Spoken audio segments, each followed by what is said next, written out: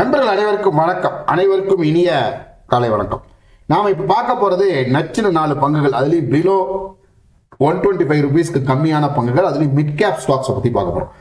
இப்போ நல்லா நமக்கே தெரியும், மிட் கேப் அண்ட் ஸ்மால் கேப்ல ஒரு நல்ல கரெக்ஷன் நடந்திருக்கு. இந்த மாதிரி நேரத்துல நம்ம கவனிக்க வேண்டிய பங்குகள், அது விலை குறைவான பங்குகளை பத்தி பார்க்கலாம். கண்டிப்பா இந்த பங்குகள் ஒரு லாங் டேர்ம் இன்வெஸ்ட்மெண்ட்ல ஒரு நல்ல ரிட்டர்ன்ஸ் கொடுக்கும். நீங்க இதுல ஒரு ஸ்விங் ட்ரேட் பண்ணா கூட உங்களுக்கு ஒரு நல்ல லாபம் கிடைக்கும். கண்டிப்பா ஷார்ட் டேர்ம்லயும் கன்சிடர் பண்ண முடியும், ஒரு லாங் டேர்ம்லயும் கன்சிடர் பண்ண முடியும் அப்படிங்கிற மாதிரியான பங்குகள் தான். நிச்சயமா ஃபண்டமெண்டல் ஸ்ட்ராங்கான இந்த பங்குகளை நீங்க ஒரு தடவைக்கு 2 தடவை நீங்களும் அனலைஸ் பண்ணி பாருங்க. நான் இந்த பங்குகளை பத்தி உங்களுக்கு சொல்றேன். வாங்குறது வாங்காதது உங்களோட விஷயம். வாங்க வீடியோக்குள்ள போலாம். நமது சேவிங்ஸ் இன் தமிழ் யூடியூப் சேனல் அப்படிங்கிறது ஒரு எஜுகேஷன் பர்பஸ்க்கான சேனல் தான். இல்லை எந்த பங்குகளும் வாங்குங்க அப்படின்னா பை கால்ஸ் எல்லாம் கொடுக்கறதில்ல. நானும் செபி ரிஜிஸ்டர் டிப் போயிடல. நீங்க இன்வெஸ்ட் பண்றதா ட்ரேட் பண்ணாலும் உங்க பினான்சியல் அட்வைசரை கன்சல்ட் பண்ணுங்க. நம்ம டெலகிராம் சேனல்ல ஜாயின் பண்ணாம இருக்கக்கூடிய நண்பர்கள் ஜாயின் பண்ணுங்க. லிங்க் டிஸ்கிரிப்ஷன்ல இருக்கு. நிறைய பங்கு சந்தை சார்ந்த நியூஸ் உங்களுக்கு அப்டேஷன் கொடுக்கறதுக்கு ரொம்ப யூஸ்ஃபுல்லா இருக்கும். நீங்களும் உங்களோட டவுட்ஸை கிளாரிஃபை பண்ணிக்கிறதுக்கும் ரொம்ப யூஸ்ஃபுல்லா இருக்கும். அப்படியே பாத்தீங்கன்னா நம்ம சேனலை சப்ஸ்கிரைப் பண்ண நண்பர்களும் சப்ஸ்கிரைப் பண்ணி பெல் நோட்டிபிகேஷனையும் தட்டி விடுங்க. அதை விட முக்கியம், வீடியோ பற்றிய கருத்து என்ன மாதிரியான கருத்தாக இருந்தாலும் பரவாயில்ல, நீங்கள் உங்கள் கருத்தை பதிவிடுங்க. நீங்களும் உங்களுக்கு தேவையான ஏதாவது ஒரு பங்கை பற்றி வீடியோ போடணும்னாலும் அதில் நீங்கள் கமெண்ட்டில் சொல்லலாம். நிறைய பேர் கேட்குற பட்சத்தில் அதை பற்றியான வீடியோவும் நம்ம போடப்படும் அப்படிங்கிறத சொல்லிக்கிறேன். நீங்கள் என்ன மாதிரியான கருத்தாக இருந்தாலும் நீங்கள் பதிவிடுங்க. அது சேனலோட வளர்ச்சிக்கு நாங்கள் உறுதுணையாக இருக்கும் அப்படிங்கிறத நான் சொல்லிக்கிறேன். ஃபஸ்ட்டு நம்ம பார்க்க போகிறது, எல்லாரும் எதிர்பார்த்து அடிக்கடி கேட்கக்கூடிய ஒரு பங்கு செயில். இந்த செயலை பொறுத்த வரைக்கும் ஏன் எல்லாருக்கும் ஒரு இது அப்படின்னா, ஸ்டாக்கோட பிரைஸ் தான் அதோட முக்கியமான காரணம். இதோட மார்க்கெட் கேபிட்டலும் ஒரு முக்கிய காரணம். இந்த ஸ்டீல் அத்தாரிட்டி ஆஃப் இந்தியா அப்படின்னு சொல்லக்கூடிய இந்த பங்கோட 22 வீக் ஒரு வருட ஹை பார்த்தீங்கன்னா 150 ரூபா வரைக்கும் போயிட்டு இப்போ இந்த ஸ்டாக் கீழே வந்துருச்சு. ஸோ இந்த ஸ்டாக்கை இந்த விலையில வாங்கலாமா அப்படிங்கிறது தான் எல்லாரோட எதிர்பார்ப்பும். நீங்க பார்த்தீங்கன்னா உங்களுக்கு தெரியும், இந்த இடத்துல ஒரு டவுன் சைட்ல இருந்து ஒரு பிரேக் அவுட் கன்ஃபர்மேஷன் எது கிடைக்குது. ஸோ இந்த ஸ்டாக் மறுபடியும் மேலே ஏறுறதுக்கு வாய்ப்புகள் இருக்கா அப்படிங்கிறதான் எல்லாரோட கேள்வியும். ஸோ நிச்சயமா இந்த ஸ்டாக்ல ஒரு ஸ்விங் ட்ரேட் பண்ண முடியும். ஒரு லாங் டேர்ம் இன்வெஸ்ட்மெண்ட்டுக்கு ஒரு செயலடிங்க வச்சுக்கலாம்.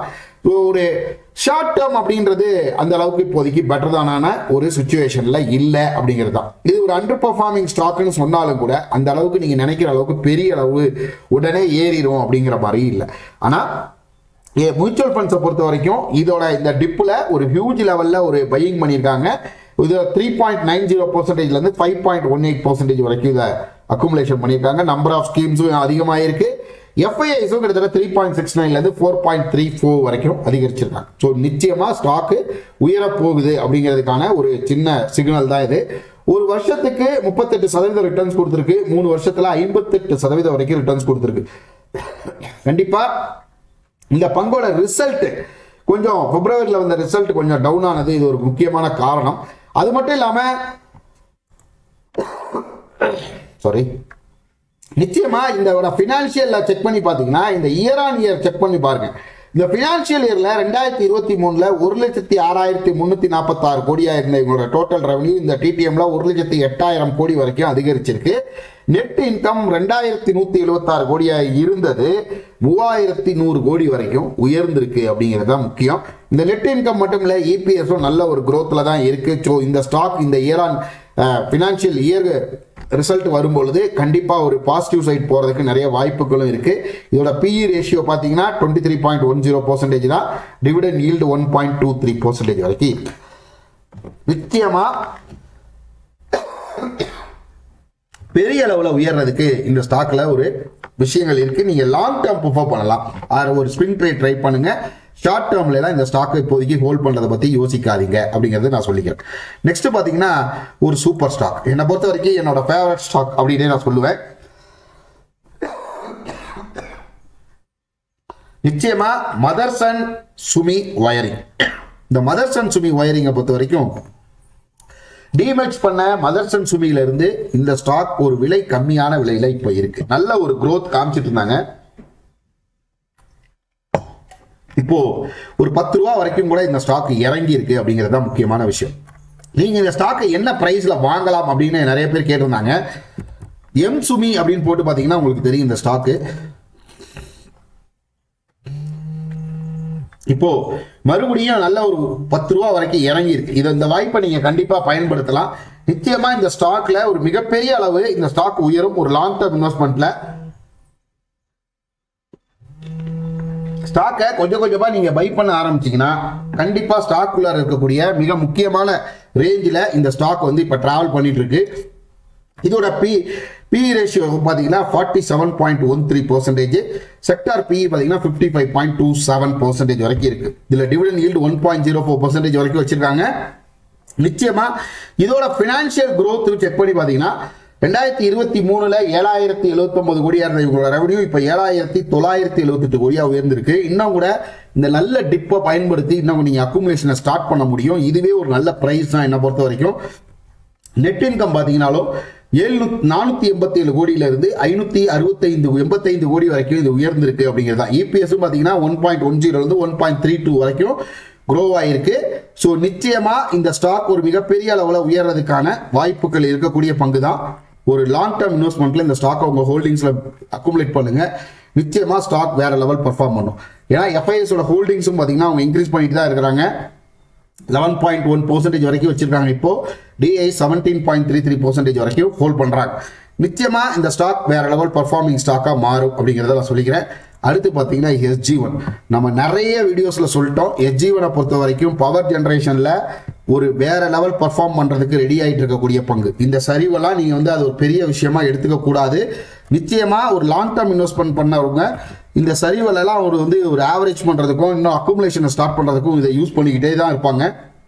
இதை ஒரு நல்ல வாய்ப்பா பயன்படுத்துங்க அப்படிங்கிறதா என்னை பொறுத்த வரைக்கும் இருக்கக்கூடிய விஷயம்.